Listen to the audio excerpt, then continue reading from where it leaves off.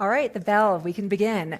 Hi, everyone. Thank you so much for being here. Hope you had a nice lunch. My name is Liz Kreutz. I'm a correspondent at NBC News, reporting for the Today Show, Nightly News, MSNBC, our streaming platforms.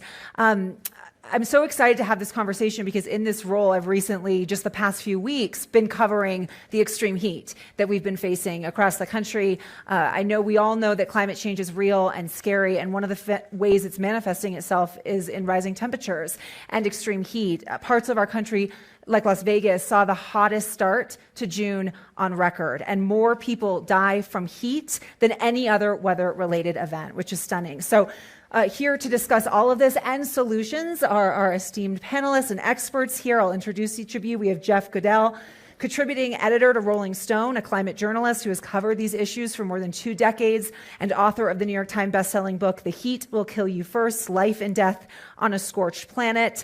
In the middle here, we have Jane Gilbert, the Chief Heat Officer for Miami-Dade County. You're considered the world's first Chief Heat Officer. And Marta Segura, the Chief Heat Officer and Director for Climate Emergency Mobilization for the City of Los Angeles. So thank you guys for being here. So, Jeff, I'm going to start with you, and I will say, too, you guys should feel free to jump in and have a conversation if there's at any point something you want to weigh in on, and we will leave time for questions at the end as well. Jeff, I mentioned that heat kills more people than any other weather-related event here in the U.S. Talk to us about what the heat problem looks like globally. Just how bad is it? Pretty bad. Let's start with the fundamental thing, right? That we've known for 100 years or more that burning fossil fuels puts CO2 into the atmosphere. That CO2 in the atmosphere acts like an insulating blanket and is what is causing this rise of temperatures, right? We've seen about a 2-degree rise since the industrial age, which does not sound like much, but it is a lot. And one of the things that is happening here is it's not just this gradual rise of temperature, it is also making our climate more extreme. So we're seeing more extreme events of all kinds, rainfall, precipitation events, bigger, more intense hurricanes. And heat waves are one of the clearest manifestations of this rising CO2 levels. We know from climate attribution studies and other things that these extreme heat waves that we've been seeing are caused by these higher levels of CO2. And so what we're seeing is longer heat waves around the world. We're seeing them lasting longer, and we're seeing higher and hotter temperatures. And again, to put this in the sort of biggest context, is that we humans, like all living things, have thermal limits. Everything that lives, whether it's a cockroach or a redwood tree or a human being, has a zone that they can thrive in, hot and cold. And one of the things that's happening as our planet heats up, as these heat waves get more and more extreme, we're seeing 125 degrees in parts of Asia right now, is that we're hitting these thermal limits for what our bodies can take. And one of the things I talk about in my book is that, one of the things that motivated me to write my book actually was a 20-block run down when I missed an Uber in Phoenix in 2018. On a really hot day, I ran 20 blocks on a 115-degree day, and I felt like I was going to die. I got dizzy, I was like out of breath, my heart was pounding, and I realized that heat can kill you like a bug zapper. I mean, really fast. And that was the sort of genesis of the book. And this idea that we are hitting these zones where, the bug zapper is coming for you is the reality of the world we live in now. Yeah, and Jane, I'd be curious, because it's gotten so dire and people are starting to pay attention, now we actually have jobs like the ones you both have. We didn't, even just a few years ago, have a position of a Chief Heat Officer. So can you just explain what this job is, what you do, and why it's so important that our cities have these jobs now in this role? Yeah. So I'm in Miami. We're known internationally for our risks for sea level rise, for hurricane risk. And I came into this role after having served as the City of Miami's first Chief Resilience Officer, in part to address some of those risks for the city. But when a group of community-based organizations did a series of focus groups and surveys, particularly in our neighborhoods where people are struggling to make ends meet, asking the question, what concerns you the most about climate change? It wasn't sea level rise, and it wasn't even hurricanes, even though Hurricane Irma in 2017 hit those communities pretty hard. It was extreme heat, because that's what they were living day in and day out. Their utility bills were getting less affordable. Their AC breaks down in July. They can't get it fixed for 3 weeks because there are no HVAC technicians because everybody's demanding them. We have over 300,000 people in Miami that work outside every day. I've had our medical officer saying that people who were waiting at a bus stop too long ended up calling 911 because it was just too dangerous. So that's really the impetus. The mayor heard that and charged me with addressing the increasing health risks and economic burdens associated with extreme heat. The job didn't exist, so I had to create my own job description. And how you do that? Well, first you have to better understand who and where are people at risk. So we did a few studies and found that the disparities were quite significant. We have some zip codes where people are ending up in the emergency room or being hospitalized for heat at rates 4 times the rates of other zip codes in Miami-Dade County. And it's low income, high land surface temperatures, our urban heat islands, high percentage of outdoor workers, high percentage of families with children that are the neighborhoods where people are ending up suffering the most. And it's not just that they're suffering from heat. There's higher cardiac arrests, more pediatric asthma, and other respiratory diseases also exacerbated by heat. So we worked in building, outreaching to our community-based organizations, many partners, the National Weather Service, our state health department, our municipalities. We have 34 municipalities in the county, and people with lived experience to put together a heat action plan. And that's really what I'm in the process of implementing. I'm happy to talk more about that, but if Marta wants to Marta, why don't you jump in and hopefully we can get to all of that. So Marta, how much do you all work together as these chief heat officers, and also then how is the heat crisis manifesting itself in LA?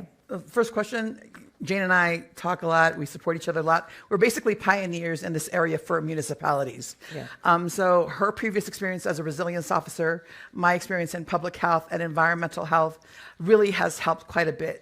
I started off as the director of climate emergencies for the city of LA. A year later, the President Krikorian said it was unacceptable to have all of these preventable deaths and preventable hospitalizations in Los Angeles because of a great story the LA Times did based on a UCLA study that demonstrated for the past 10 years, the vulnerabilities across Los Angeles and the higher risks in areas that had less air conditioning, more air pollution. That's something I'm going to talk about later, is like the health equity issues and the interaction between heat and air pollution and wildfires and smoke and pre-existing health conditions and the vulnerabilities of babies, children, and elders. But then you add any of these other conditions to it, you don't even have to have it be that hot. You don't even have to have a heat alert for injuries to begin to happen, for hospitalizations to begin to happen.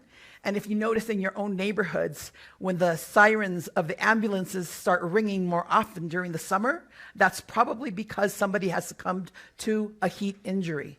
I want to say that risk communications is a big part of our job, because if we don't communicate the changes in the climate, the changes in extreme heat, and how dangerous it is now versus 10 years ago, even versus 5 years ago, and how much hotter it's going to be, then people don't understand why they need to change their health habits, their self-care, why they need to have a plan in advance of a heat wave. These are all things that all of us will have to change. Like we've learned to change our diet and know how to eat healthier. We have to learn how to adapt and be really cognizant of extreme weather, particularly in LA, extreme heat, because it is the highest cause of preventable deaths and preventable injuries out of all the climate hazards. And that's why I think our position exists. So chief heat officer in Los Angeles is in public works, but I report directly to the mayor. And I think one thing that's been challenging for all heat officers is we have to then coordinate and collaborate across all departments, particularly the emergency management department that has traditionally dealt with hazards, but in Los Angeles has not dealt with extreme heat. And I want to mention that FEMA for the first time has required that climate hazards be included in local hazard mitigation plans. But even so, very few cities have done that. LA did that. We included extreme heat in our local hazard mitigation plans, and it's critical because if we want to start drawing down funding from the state and from the federal government, we have to show them our data. We have to show them the vulnerabilities at the local level to protect our residents. So I'll stop there. There's a lot more because, as you know, political influence isn't easy. And if you have to have political influence across all departments and with the mayor, and you're not the mayor, that in and of itself is a challenge for chief heat officers across, and resilience officers across the nation. For sure. Jeff, I want to ask you, why is heat so deadly? Someone gave an example to me once where they said that they gave a PowerPoint about heat and they showed a picture of a city before, during, and after a heat wave. And the joke is that the picture of the city looks exactly the same. So is that the problem, that you just can't see it? Like you can see damage from a tornado, a hurricane? Yeah, I mean, that's part of it. You know, you think about, you know, I look at my window in my office, and I live in Austin, Texas, and I can't tell looking out my window whether it's 75 degrees or 125 degrees. There's no visual indicators. If there's a hurricane or a flood or something, you see the trees bending and everything, and it registers in your mind in a completely different way, right? So we have no visual clues to this. When I was on that walk in Phoenix, or the run walk in Phoenix, that was the sort of birth of the book, you know, I didn't realize it was so hot until I ran out the front door and it was like hitting this wall of heat, right? But it's more complicated than that, because we also think about how we talk about heat in our daily lives, right? If, not you personally, but in some people, you meet somebody who's attractive, you call them, they're hot. I just met this hot person. That's a good thing, right? Near where we live in Austin, there's a gym called Heat Boot Camp. It's like, let's go pay money to overheat ourselves and get healthy, right? I was in the Austin airport a couple of weeks ago. I was in the bookstore. I picked up this book that says, Austin is cool. And it's all about the great tacos and the music. And then I walk out carrying this book, and there's a banner on the wall that says, Austin is hot. Hot music, hot food, hot whatever. So there's a lot of confusion just in how we communicate about that. And also there has been a lot of ignorance about the risks of heat, right? I mean, when I took that walk in Phoenix and had this sort of little epiphany that caused me to write this book, I had been writing about climate change for 15 years. You know, the phrase global warming gives you some kind of hint that heat's involved, right? But I, being an expert in the field, even I didn't understand the risks, because it had just never occurred to me. We think about climate change and global warming as these things that happen off in the distance, you know, that future generations have to worry about, or glaciers are melting somewhere far away, or whatever. And that's one of the reasons why I called my book "The Heat Will Kill You First," which was not exactly a huge hit when I proposed it to my publisher. They're like, "Are you nuts? No one's ever going to buy this book. This is a terrible idea." But I really wanted it to make it visceral, to make this about you, about us, take it away from talking about climate change and heat risk as a distant thing and make it about what happens to you. And this is why, Jamie, you're talking about, people are, dying right now during heat waves. This is not some future risk. This is something that is happening right now. I got a call from my nephew through marriage on Wednesday. His aunt and uncle were found deceased in their home in Texas. Their HVAC system had gone out, and they're 70 years old. The temperature of the home was 104.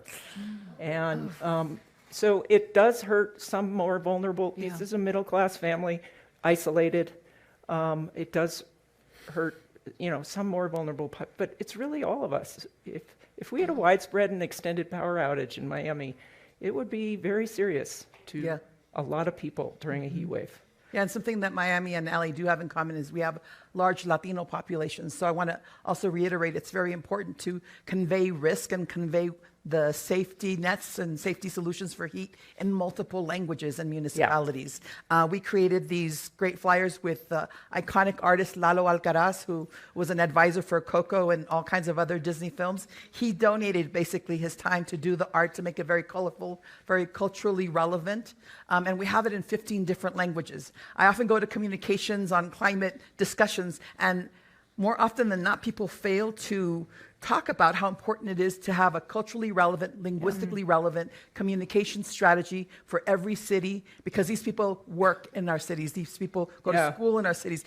We're all part of the same, fabric, and the same. We have to be part of the same safety net to protect one another. And I'm really proud of the work that Los Angeles has done, and I've seen your work too, in Miami. And we're here to hopefully model the best of what can be done so that other cities don't have to reinvent the wheel. So if there are materials that we have, I just want to convey out there that you want to use, please use them and just let us know, and we'll be happy to share them with you. But it is a dire situation. The thing that I want to emphasize most is these are preventable deaths. Even if you have pre-existing conditions, you can protect yourself, you can protect your family, and those are the things that we try to teach on a daily basis with our risk communications. And it's not just about teaching the public. We have to re-educate cities, we have to re-educate government, because this is a multifaceted issue. It's about health, it's about equity, it's about weather, it's about climate, it's about government resources, it's about emergency response, it's about public safety. So all of these various departments actually have to have their own communications and their own strategy on how they're going to now manage the risks from extreme heat. It also affects our rail system. It also affects our infrastructure. And the costs are in the trillions. The other thing I want to mention that I think is really important is if we continue to cut the tax rates of billionaires and corporations, and we have less FEMA money, we have less EPA money, we have less money for health and education, then we're pushing our communities at the local level at further risk, because cities depend on those federal dollars to have big infrastructure investments, to have offices like mine. It's a luxury for Los Angeles to have my office. For other cities. Other cities can't afford it. Right. They're going to have to duplicate their climate person to do all of these jobs and politically empower them to have the influence they need in order to have any significant change. I'm fortunate that I report to the mayor and the deputy mayor Sutley. I'm part of their climate cabinet, and they've been extremely supportive and encouraging for me to continue with this work. But I can't say the same for every city, and I'm concerned about the application nationwide of these types of policies and investments. Jane, was there something you wanted to weigh in on? Yeah, I just wanted to add that all the communications is a really big piece of our work and improving our emergency response. But another piece is our cities are getting hotter, not just because of climate change, it's how they're developing as cities. Mm-hmm. And so we're also, in addition to working with our emergency management, our communications department, on working with our public works, our parks, our planning, on how we design cities to be cooler, cool our neighborhoods. We have the neighborhoods where we have the highest risk have the lowest tree canopy. So we know tree planting is a piece. We know by having more cool roofs, we can bring down. By less waste heat from vehicles, from cars, from buildings. So if we make our buildings more efficient, if we have more electric vehicles, all of this will bring down the temperatures in our neighborhoods. We have some neighborhoods that are 10 degrees hotter than others in Miami. Mm-hmm. And when we now have 2 months more a year than we did in 1970 with days over 90 degrees. Mm-hmm. And we're going to have up to 3 months a year with heat index of 105 or more by mid-century. That is significant. And then if you add another 10 degrees onto that, it's quite oppressive. So we're doubling down on our tree planting. We've doubled our tree planting, form partnerships with the school district, with our faith-based community. Actually, collectively, our faith-based community owns more land than the county in the areas where we need to plant the most trees.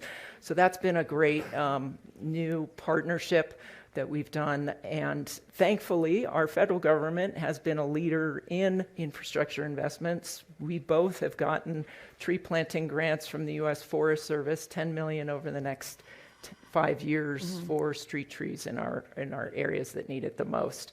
So that's a big piece, but you can't go anywhere in Miami without getting messaging about our heat season campaign. My husband actually texted me this morning with a bus wrap that was there, but we do bus wraps and bus shelter, we do radio, and with social media, we can really target it. We do targeted messages for pregnant people, also in OBGYN offices. We do targeted messages for employers and employees. All of this, you need a different message for a proud 40-year-old man versus a young woman. It's a different kind of message versus an elderly person. So, Yeah. Well, Jeff, do you want to weigh in on some solutions? I know you said you don't believe in Band-Aid solutions. You want to get to the root of the problem. What do you mean by that? Well, the root of the problem is burning fossil fuels and our planet getting hotter and hotter, right? I mean, one thing I think is really important to make clear, when we talk about solutions with climate, heat, or any other climate part of this, you know, I think there's this notion that, you know, climate change or heat is like a broken leg, that we're just going to do we're all going to get EVs and recycle our bottles, and then everything's going to go back to the way it was, and we'll be fine. That's not what's happening. What's happening is the world, the climate that we all grew up in is gone. We're never going back to that. We're living in a new climate era that is completely different. Our temperatures will continue to rise as long as we continue putting CO2 in the atmosphere. So until we get to zero emissions, none, which in some dream state will happen by 2050. I don't think that's going to happen, but maybe it will. Hopefully it will. But until we get to there, it's going to continue to get hotter. All these weather extremes we're talking about are going to continue to increase, right? And even then, it just stops where that is. That's where we lock in. So we are not going back to the old world, right? We're not going back to the world that we grew up in. So the implications of this are enormous. The work that Jane and Marta are doing is so important, messaging, trees, all that kind of stuff. But we are only at the beginning of the beginning of the beginning of the beginning of this. And cities, especially hot cities like LA and Miami, are going to have to be completely reimagined. They are going to be completely different because you can't live in a city where you have 130-degree heat waves by having more shade trees and better messaging. You're going to have a lot of people dying. All this stuff is really important, but I just want to really underscore that until we really get a handle on what is causing this, and until we really take seriously eliminating CO2 and stopping the warming, you know, this is a rapidly unfolding catastrophe for a lot of people that is not going to be solved. These moves that we're talking about are heroic and fantastic, but they're just the beginning. Yeah, and I want to build on that. I think, you know, adaptation is a local, because it's very location specific in terms of how you need to respond, particularly infrastructure related to sea level rise or what we're doing in terms of housing retrofits, et cetera. That's a very local.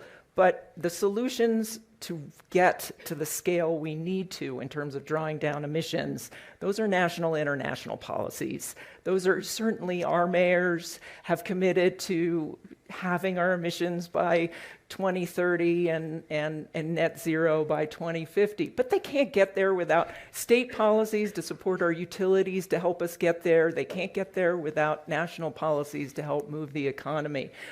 We're looking as much as we can. We can't AC our way out of this problem, right? So we're looking as much as we can, but we have to keep people cool, safely. So how do we make sure that we're helping people bring down the cost of their utilities as much as possible, but also give them access to cooling, affordable cooling?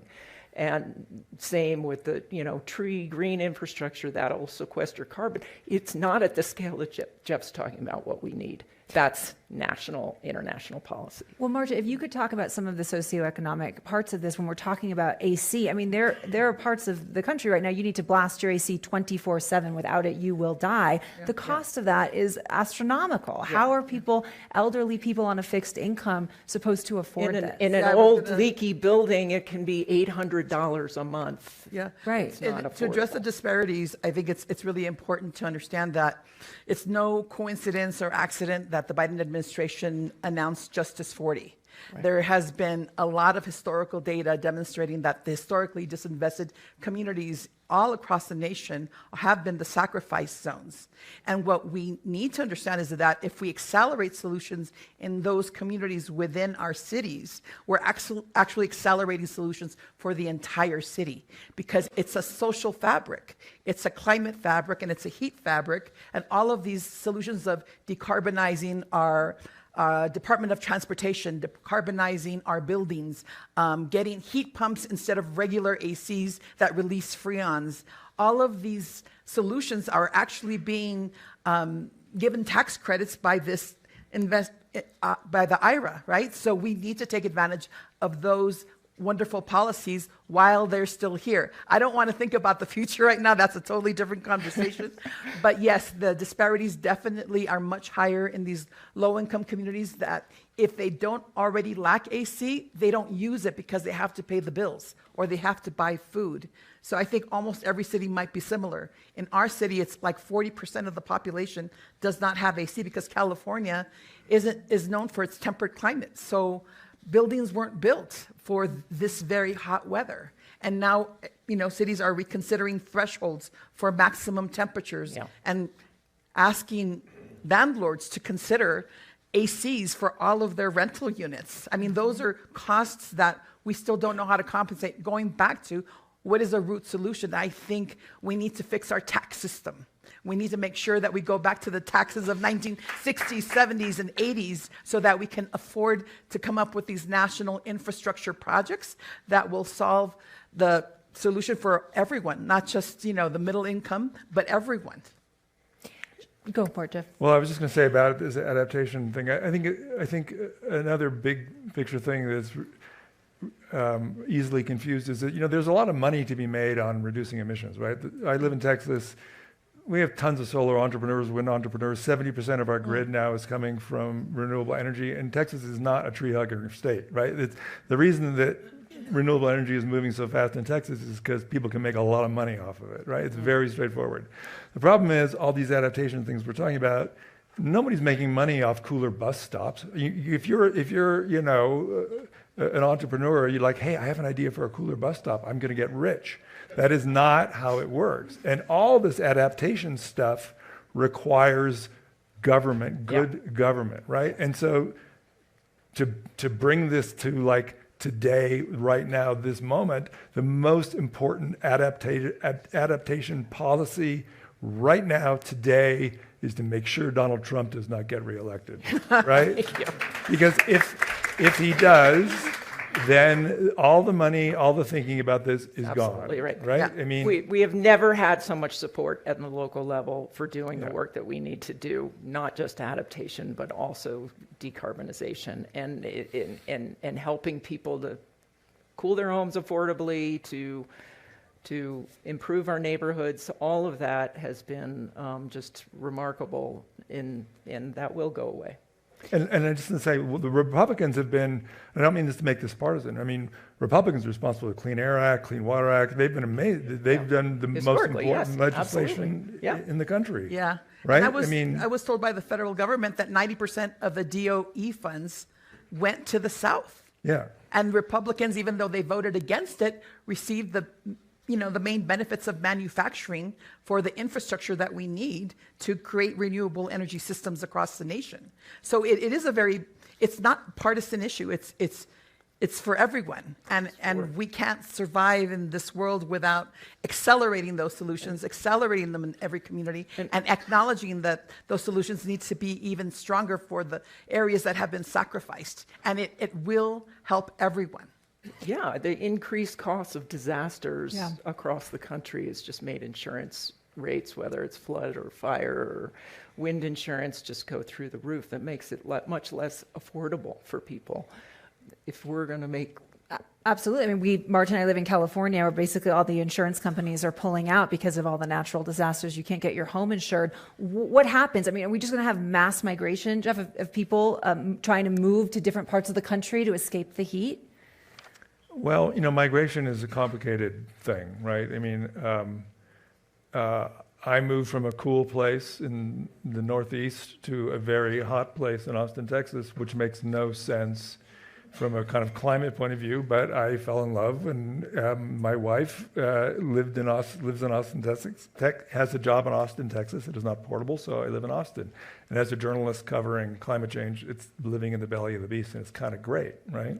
But I think the question about what's going to happen to these cities and these hot places is, people often ask me, oh, is Phoenix going to become uninhabitable, right? And, well, look at the Middle East. But it depends on uninhabitable for who, right? I mean, it's not going to be uninhabitable for a hedge fund dude who's got like a $20 million home with a microgrid on his house and backup battery power and 14 air conditioners and an ice vest if he needs it. I mean, he's going to be fine. And the question is, a person who is living on minimum wage, who maybe has a broken air conditioner, can't afford to fix it, those people, it is not going to be inhabitable for. And then there's the question of, do you want to live that way? And I feel that in Austin, we had 42 days above 105 degrees last summer. Yeah, so did we. Yeah, so you live this like weird, summer becomes this summer of, it used to be when I was a kid in California, summer was like, I love summer. You're out running around, hunting, fishing. For me, I was doing a lot of hunting and fishing when I was a kid and playing sports and stuff. Now I get calls from moms of kids who are like, should I let my son play football because they're doing football practice and it's 105 out, I don't want my son to die, Yeah. And you live We these do vampire heat safety lives. trainings for summer camp providers now, and, Right. and Yeah. I do. So it's a question of, do you want to live that way? So I think these cities are going to see people who decide, no, I don't want to live that way. I don't want to have my children's life or my life at risk. And it's going to have an inevitable effect on the future of these places. Yeah, and you mentioned the wealthy and how they'll survive, but none of us can survive without each other. We can't survive without farm workers. We can't survive without janitors. We can't survive with the outdoor workers, without construction workers. All of these outdoor workers are essential. During the pandemic, we learned what essential workers were. We don't want to go through that with extreme heat on a constant basis and have unwalkable streets, not be able to use our public transportation, because then the local economy will begin to suffer as well. All of these storefront opportunities that we have in Los Angeles will begin to wither if we don't have walkable cities. So those are all the kinds of cascading effects that cities and federal government need to consider if we want to live something like the life that we live now. And we want that life for our children and for our grandchildren, right? But policy change, I'll say again, is extremely difficult, especially in difficult times like now, when everything is extremely expensive, right? We're still recovering from the pandemic, and every construction and infrastructure investment goes into the trillions sometimes. So we really need to figure out how we're going to pay for all of this. And Jane, Jane, I know you wanted to jump in on this as well, Please. and also I'm curious what the economic impact is. Point to the economic burden associated with outdoor workers. So at the Atlantic Council 2 years ago did a study of cities across the globe on what the economic impact is of extreme heat on labor productivity alone. In Miami, metropolitan Miami, $10 billion a year due to labor productivity losses, workman's comp claims, health costs, lost time at work. That's like getting a direct hurricane hit every single year. And it's projected to double by mid-century. The thing is that if we work with employers on better heat health safety protocols, we can at least sustain productivity. We can reduce those healthcare costs. But that takes investment in that research in order to have that kind of economic impact. We need to have a better analysis of the broader economic impacts, whether it's on insurance or health, in order to justify investments in our public realm, investments in housing, in order to get where we need to go. Yeah, and I'll mention along those lines that right now FEMA seems to be sort of crippled. If we were to add heat as a disaster to FEMA right now, I don't know if they could afford paying for the disaster and the recovery from extreme heat. So we really need to reframe the way, not just what we call a disaster, but reframe how we pay for the recovery and for the prevention of these disasters. Because if we're not thinking 5-10 years ahead right now, then we may not be able to afford it when we actually get there. So, Jeff, do you think that at some point we are going to change and our tolerance for heat will change, and 120 in a certain amount of years will feel like what 100 feels to us now? Well, if you mean that from a sort of evolutionary point of view, no. I mean, our bodies are not going to adapt that quickly, over hundreds of generations perhaps, but evolution works very slowly. But kind of connected to that, one of the things that I'm most worried about in this whole, not just heat, but climate in general, is, we talk a lot about adaptation, right? About technological adaptation, but also about, we don't talk enough about our, psychological adaptation. And one of the things that, I'm really concerned about with climate change and heat is this idea of sort of shifting baselines. That kids growing up now just think that, 125 degrees, 130 degree summers are the way it is, and that Maricopa County had 700 people die of extreme heat, and maybe this summer, who knows, hopefully it'll be way less, but maybe it'll be 1,000. And that's just the way it is, and that we just live in this world that is where we have extreme temperature events, chaotic world driven by this, CO2 levels in our atmosphere. And that's just the way it is. We sort of did that with COVID. It was like we all freaked out about it at first, and then a certain level of the death tolls and everything just became background noise. And I'm very concerned about that kind of adaptation, that we just think, oh, well, 1,000 people died in Miami this summer. That's really unfortunate, but that's sort of what it is now. And that's a kind of adaptation that, to me, is very terrifying, because this climate that we have, this new climate that I was mentioning earlier, is a human artifact. It is something we have created. It is something we have built. And we will forget that, and we'll think this nature is just crazy and chaotic, and you never know what's going to happen. And that's because of what we've done to it. Before we take questions, if each of you could just sort of give your final thoughts on what you think the most pressing part of this challenge is, and what the next few years ahead of us have in store, and maybe a positive, something you think is working. And briefly, that's a lot, but briefly, sorry. Yeah, I wish you had another hour. I guess I'll start. I think there definitely is an opportunity for cities to plan and prepare now, even if they don't have a chief heat officer, but we do have to have plan alignment with the state and with the federal government. FEMA's finally on board requiring climate hazards and extreme heat to be included in local hazard mitigation plans, but we have to take that much further. And I want cities to know that Jane and myself and the other chief heat officers want to provide our heat action frameworks and our heat action plans, so you don't have to reinvent the wheel. So I just say there's hope and there's opportunity. We need to have more dialogues like this one. And it's really about being on the same page. If all of the people in this room are on the same page with us, and you go back to your communities and ask for these kinds of solutions, that alone will help. Everybody can make a difference. And I know that sounds cliche, but it's so very true, right? So I think, thank you for having us here and helping us convey. But don't forget about addressing the disparities as well, right? Yeah. Just building on something Marta said earlier, heat-related illnesses and deaths are largely preventable. And so there are things we can do by informing and preparing people, having a more resilient grid, by helping people stay cool affordably at home, by cooling our neighborhoods. These are things, real things, and that's what's in both of our plans and others. Heat.gov was an effort at the national level to bring multiple departments together for health, urban heat island, environmental information together. They are building more resources for other communities to assess their risks, to do their plans. We've been both contributing to that effort and as well as other cities. So there are solutions out there. We want solutions. Again, we can't AC our way out of this problem. We want solutions that are also going to address the root cause of the problem. Yeah. So I guess I'll end with the inevitable word hope, which I have a very problematic relationship with.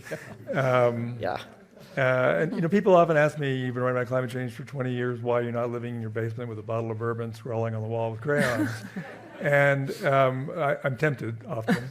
But the reason I'm not is because I, as big as this crisis is, and let me be very clear, I think there's going to be tremendous loss and suffering in the coming years that we don't even understand the scope and scale of, really.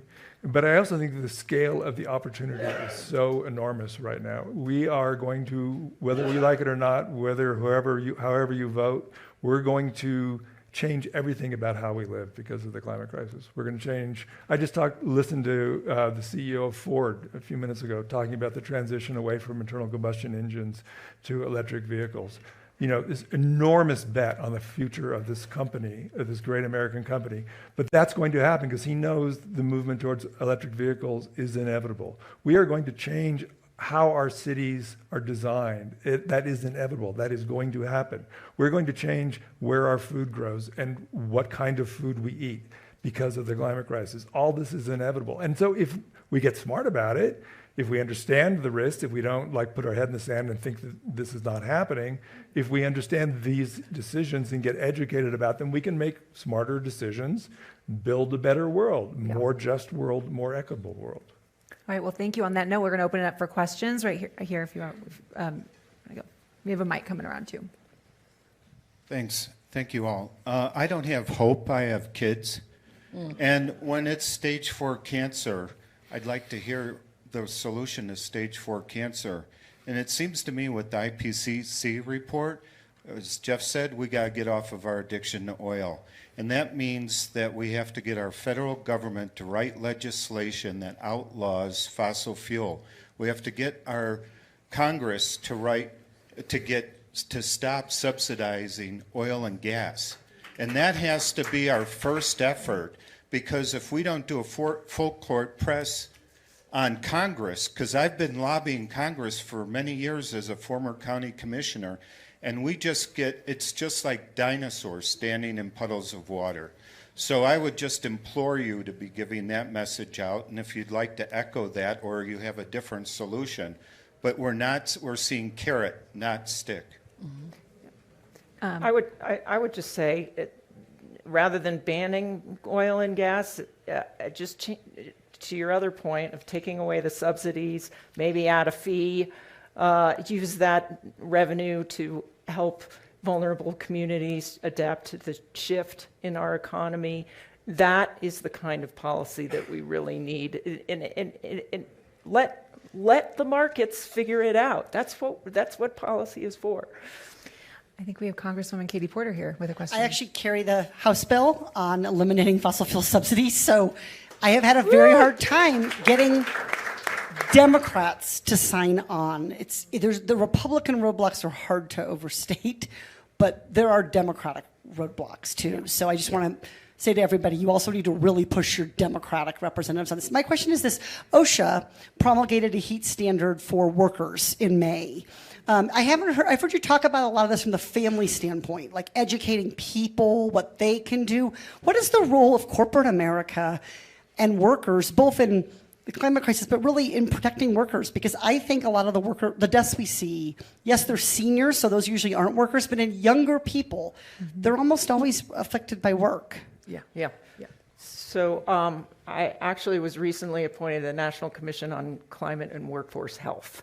And a big piece is focusing on heat health. OSHA did come out with recommended, but we don't have standards yet. And there's a lot to be learned on what are good standards. We're not sure what they've come out with is the best yet. There's a lot to be learned. Absolutely. It's part of our heat season campaign. We're messaging to both employers and employees all the time about what they need to do. Even in lieu of having the most optimal protocols, we know that water, electrolytes, shaded rest breaks, all of this will actually preserve your workforce's health as well as maintain productivity. And I'll just add that Cal OSHA board just passed some indoor heat standards for workers. They'd been working on it for 10 years, and this is California, but they were finally passed to the Cal OSHA board. So those are really critical steps so that other cities and states can follow, but it is not easy. Yeah, and I work in a state that just banned our local governments from being able to do this, and which Texas did also, which is why we're really focusing on how do we demonstrate to employers the economic benefits of good protocols. It's like an athlete with HIIT training, right? They know to take breaks and rest and then get back out there and their performance is higher. Same with making sure they have water and electrolytes. It's just good protocols. This is the hardest part of my job, is picking the questions. I probably have two more, so make them good. If you're right here, because I know you've really quick. Hi. So, quick question from the Koch building, of all places, to be having this discussion. I noticed that. But I'm hearing about regional, or actually city solutions. But these are regional and national issues. And Marta, you're wonderful that you're in the city of LA, 2 million people, in a county that's 11 million people, and a lot of the people who work at greatest risk are in the county and not actually in the city. So what is the coordination, both locally? Then think about the Inland Empire, where none of those cities could ever afford a heat officer, and those are some of the people who are most at risk. Yeah, like I said, we're pioneers, but we are working very closely with LA County. I have some really great colleagues there. And I think between the county and the city, we provide over 200 libraries as cooling centers.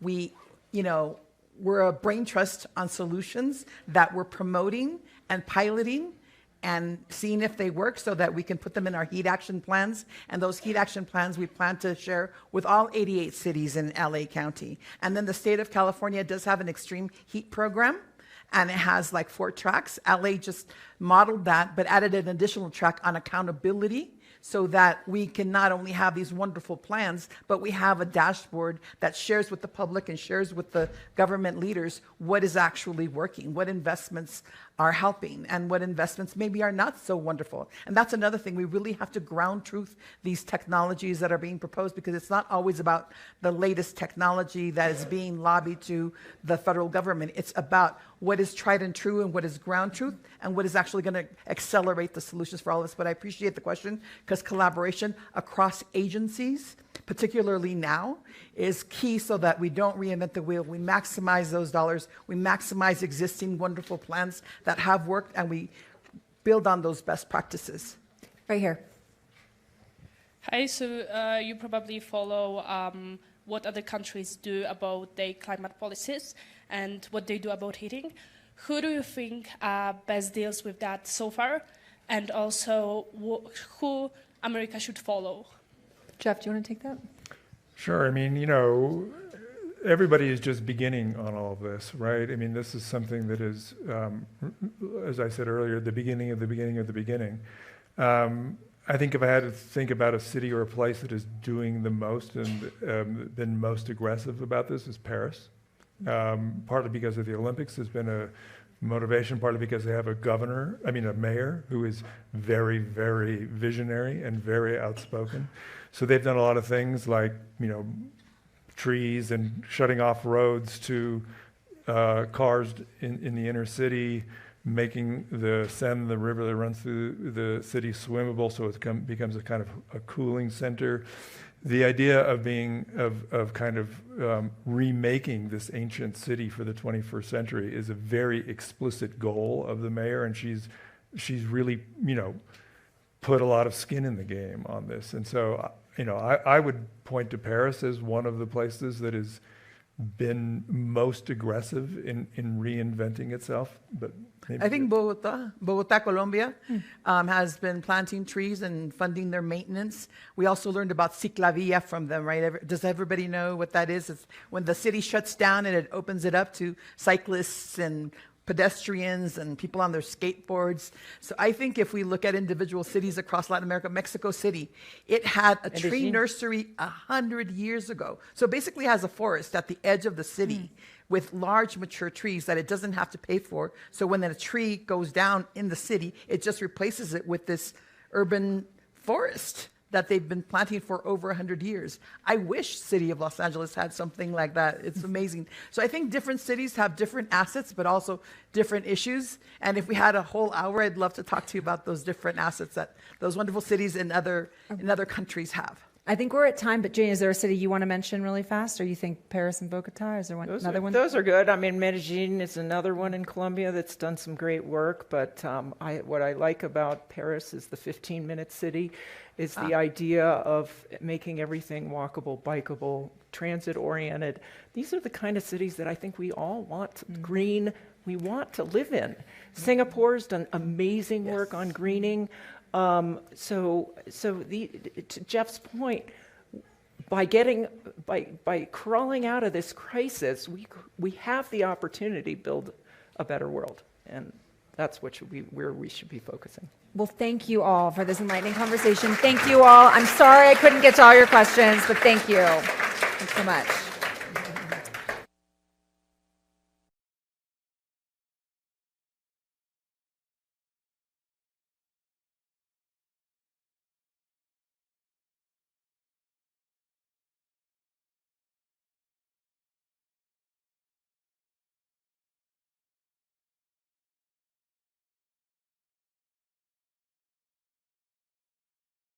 Thanks for watching. Stay updated about breaking news and top stories on the NBC News app or follow us on social media.